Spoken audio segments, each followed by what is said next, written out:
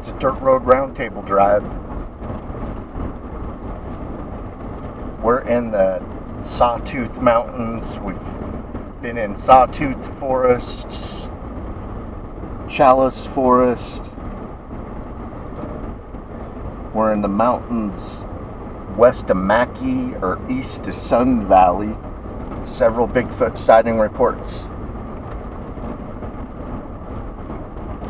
in these mountains here, so we're taking a look around to see if we can find the big guy or anything the big guy might leave behind.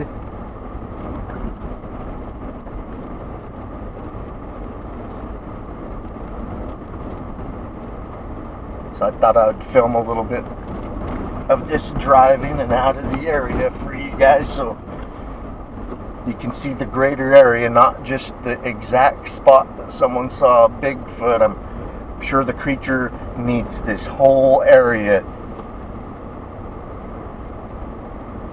to take care of itself. Today so far we have had 4 deer at camp, at our base camp. Yeah, 2 of them are babies, little spots. Yep, still had their spots on them. We have a hammock back at base camp, and one of the babies was sleeping under our... under the hammock. Yeah. And then, when we first got back in here, we saw a small herd of antelope. And then we just saw a big 3-point deer, has 3 points on each side, and they have their felt on them, so it makes them even look more massive. And he was very photogenic for us. He actually posed perfectly for a few photos. Yeah, we were close enough to him. I could see that he had a wet nose, like a dog.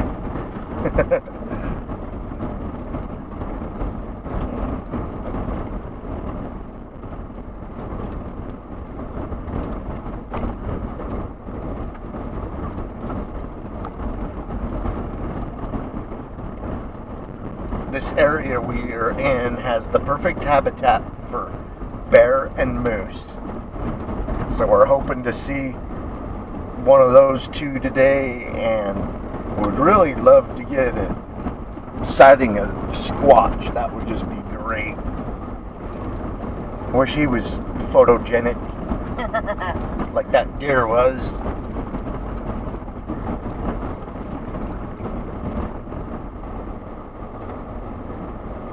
Yeah, that buck let me snap probably 20 pictures of him, and I filmed him for about a minute or 2.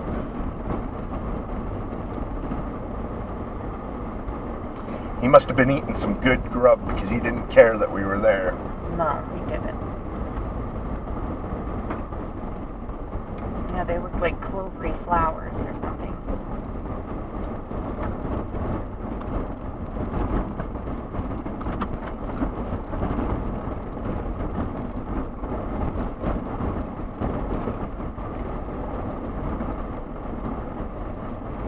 Yeah, this is our form of a podcast. Just driving through the areas of the Bigfoot sightings, looking around in between our hikes.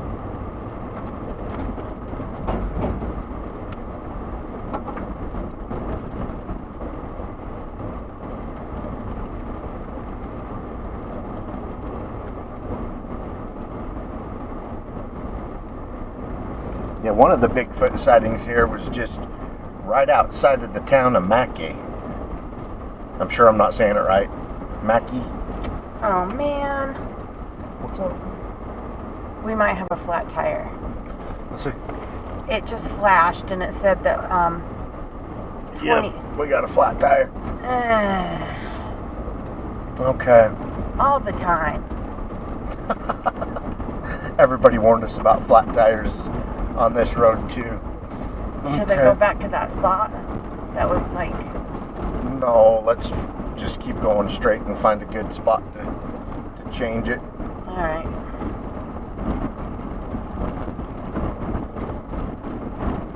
Did I buy a new fix-a-flat? We're gonna find out. Let's see, 26 pounds. I'm thinking about just pumping it up and dealing with it when we get to base camp. So I'll see if I have a fix-a-flat, and if not, we'll just put the compressor on it. Well, at least it's only one this time. Mm-hmm. Yeah, last time we got flat tire on one of these drives.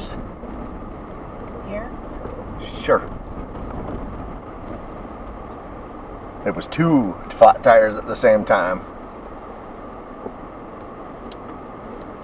Alright. Okay, well, looks like we're going to be dealing with the tire for a second, you guys.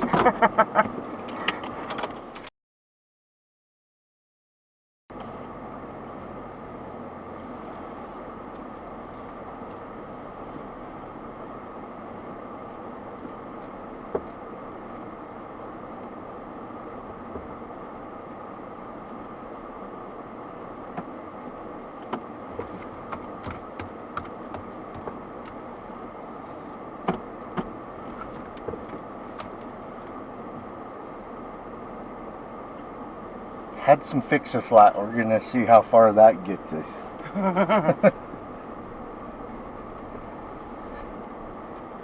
We always have a spare, which everybody should, and then we have a compressor that plugs into the cigarette lighter, or whatever you want to call it, and then I always try to have a fix-a-flat.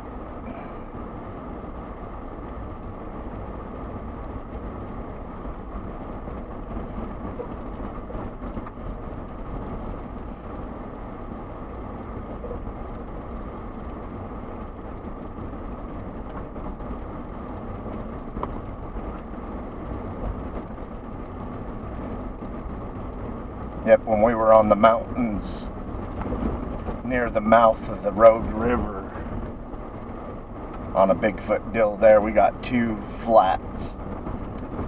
And so one of them we put the spare, and it was kind of a flip of a coin, which one do we put the spare on and which one do we use a fix-a-flat on.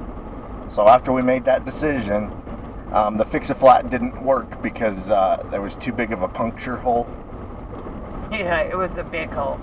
So driving off the mountain, we had to stop every like 10-15 minutes and pump that tire back up with the compressor until we got down to base camp. Then the next morning I got up, pumped it up again, drove to a tire shop, and then they had me come back after they got my vehicle in, and he's like, this one that you used the fix-a-flat on, you're gonna need a new tire. And then he showed me the rock that was inside my tire that punctured through and was still riding around with this. And then he was like, can I ask where you're at? And I told him, and he's like, oh. He's like, yeah, that place where you guys are at is bad for flat tires. The rocks are really sharp there. He says, next time I suggest that you take like 5-10 pounds of pressure out of your tire. Soften them up so they don't.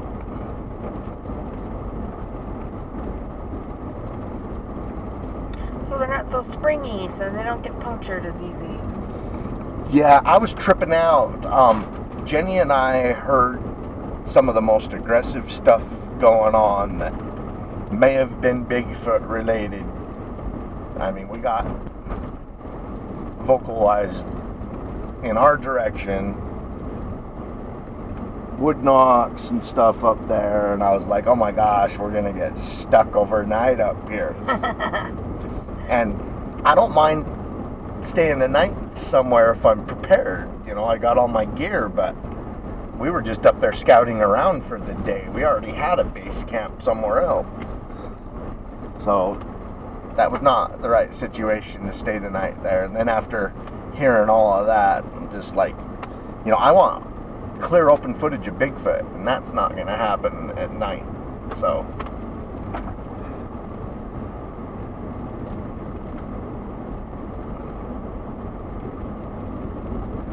Colin, it was in the middle of nowhere.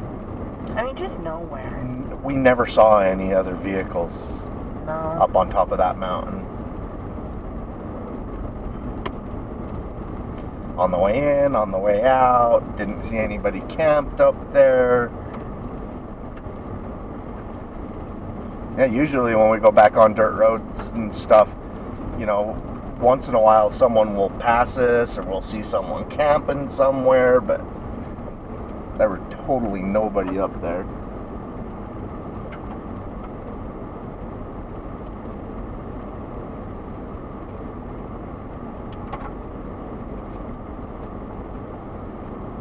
Yeah, we were looking for a lake.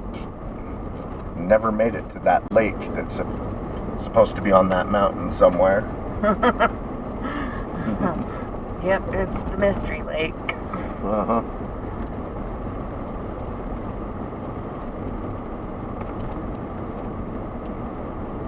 Yeah, there's several sightings there, especially during the salmon run. So we were there during the salmon run, the king salmon.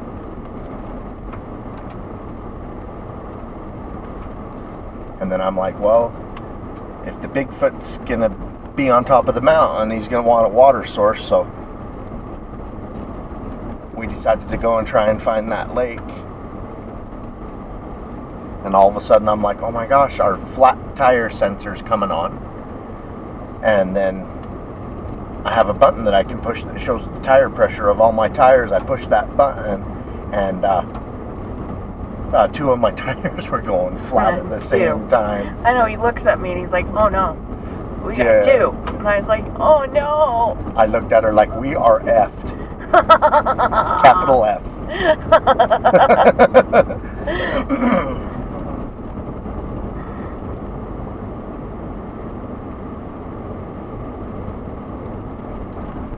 Yeah, we get a lot of flat tires on these things. When we was out at Mount Hood with Brody, we got a flat tire back on one of them roads. We went out to a lake that had a couple of Bigfoot sightings. Got a flat tire, and when we changed it out and pulled the old tire off, or the flat tire, there was a shell casing from like a 45, a spent shell casing that somehow wedged itself into the tire and flattened it. I thought I was going to need a new tire on that one, and they were able to fix it when we got into town the next day.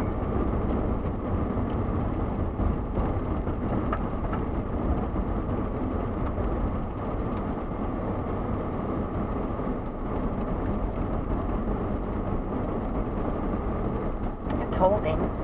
Yeah. It even went up a pound since we put the Fix-A-Flat in. Knock on wood.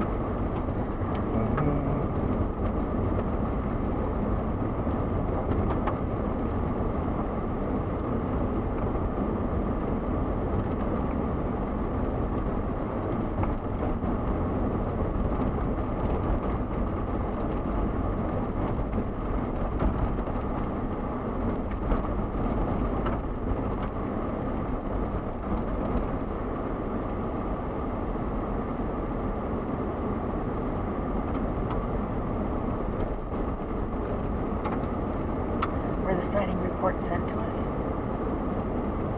We've had one from this area sent to us, and the other reports I've had to go and find. I try to find any sighting reports within 1,000 miles of where we live in Idaho. All of Idaho is within 1,000 miles of where we live. So I look at all the reports between BFRO, the Oregon Sasquatch, different sites that post their sighting reports. I know there's 4 of them on these mountains near the Mackay side, and we've also received one of them. The one we received was at a house right outside of the edge of town on this mountainside and stuff. I guess the people that lived there had seen it a couple of times. And then towards the Ketchum area, there's a couple more. But these Sawtooth mountains are just full of sightings. We're on the south side of the Sawtooth range, in my opinion.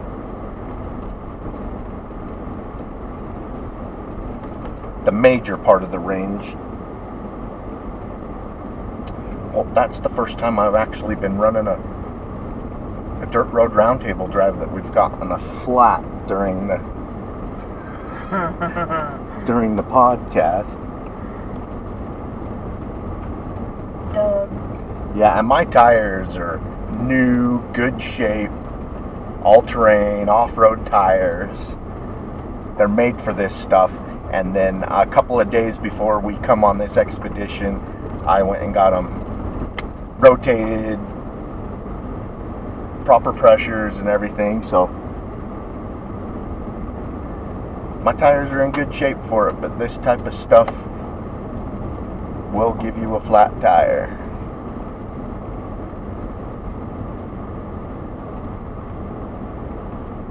I bet it was on that steep part up there. A really steep hill. Yeah, and it's washboard and This.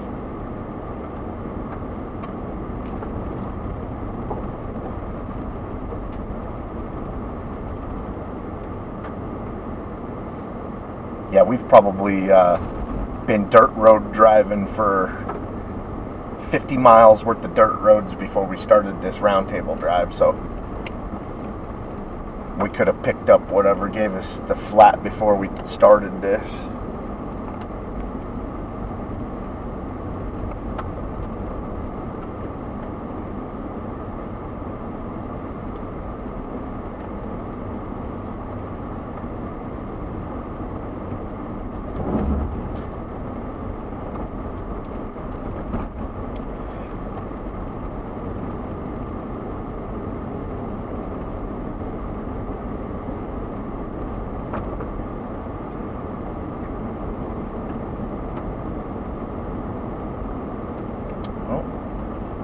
Kind of back to civilization. There's like a home, summer home. I think it's a ranch. Mm-hmm.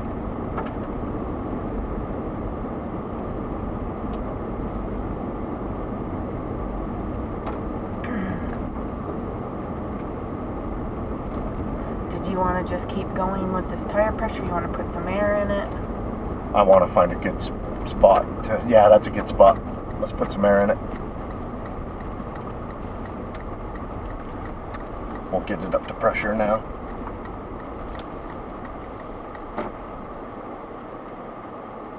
We pull up further. Right here. Mm-hmm. Yep.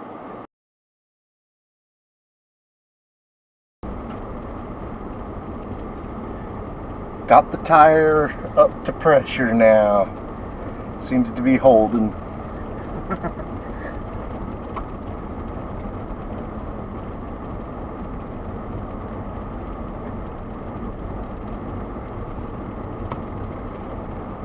My friend Mike, he goes Bigfooting with us once in a while, and he's so funny. He's just like the dad on Christmas Story. He's like, gets so excited when you get a flat tire, and he's just, you know, he wants to do it like in the pits and get it changed as fast as possible. And he's like, I'll grab all the stuff and start jacking up the car. You just get the tire off the spare tire off the mount, blah blah blah blah blah. And you know, and with him, you get the tire changed out in about 10 minutes flat.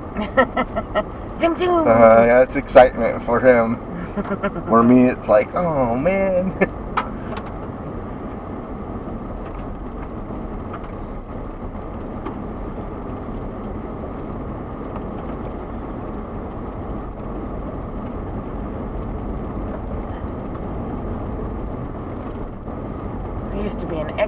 tire changer.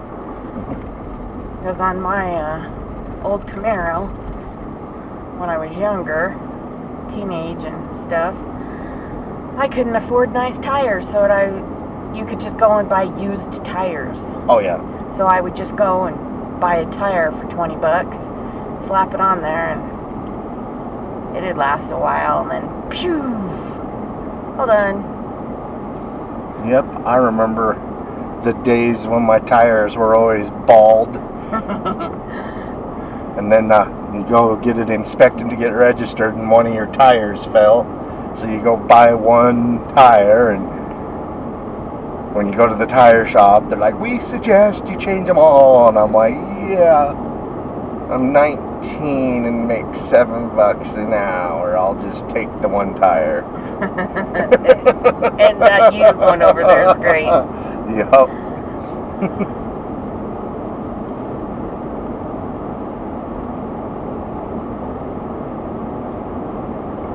Wow, this is a beautiful area.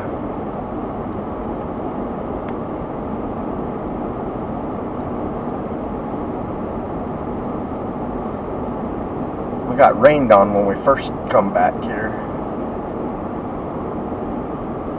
Today,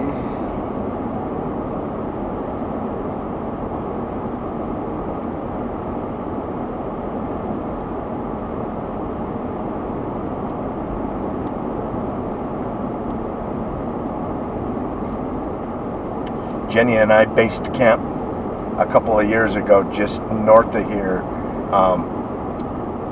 in the Chalice area of Idaho. We went about as far as you can go back on a dirt road called Hat Creek Road, where there was a really exciting Bigfoot sighting report where the Bigfoot circled him in his tree stand, and he observed it for quite a bit. He probably saw the Bigfoot 10-15 seconds when it was right in front of him, and he could have shot it if he wanted to, but it's a humanoid creature, and sensible people, most people, their instinct is not to shoot something that walks on two legs. Yeah, that's the shape of a person. And then responsible hunters, they don't shoot something unless they have a tag for it, and he was bear hunting when that happened. Okay, so we went and investigated that, and then a couple of years later, we was in Sula, Montana, and we had to come back through this area on our way home. And on our way home, we got another sighting report that happened at the mouth of that Hat Canyon, that Hat Creek Canyon. Some people tent camp and got a hold of us, and I know that we had just passed it when I saw the report on my phone, but we all had to be back to work. We were at the end of our deal, so we didn't detour off to check it out, but it was exciting. We'd been there before. Well, anyway, Jenny and I went clear the heck back there, and when we were investigating the bear hunters report, and we got back there probably 2-3 weeks after he gave us the report, but we come across a couple of rattlesnakes fighting back there, and that was kind of creepy. We sat and watched those two rattlesnakes fight for about 10 minutes, filmed them, took pictures, and they wouldn't get off the little one-lane crappy dirt road we were on. So I waited till they got to a point to where I could straddle them with my tires, because they weren't going nowhere. And after I straddled them and went over them and got past them, we looked behind and they're still in the road fighting. But what creeped me out is now I had it in my head that there's these aggressive snakes everywhere. So every time we got out of the vehicle to hike around, I'm just like, had this anxiety that we're surrounded by fighting snakes. Well, anyway, that was pretty entertaining. They gave some entertainment. They weren't anywhere close to campgrounds, horses, farms, nothing in the middle of nowhere, so I didn't want to harm them. You know, karma, whatever you call it. So I let them be. And then the next day, in the town of Chalice, I was filling up the car, and the guy that owned the service station, I was talking to him, and I told him about the rattlesnakes we saw fighting. Did you kill them? Like, no. Is that even legal? He's like, I don't care what it is. You see rattlesnakes, you kill them. And I'm like, well, we didn't. We let them be.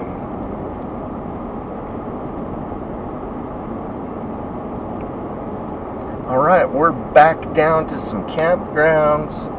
We're getting close to our base camp. I hope you guys enjoyed a little look at this area. Keep on watching. We're going to keep on squatching.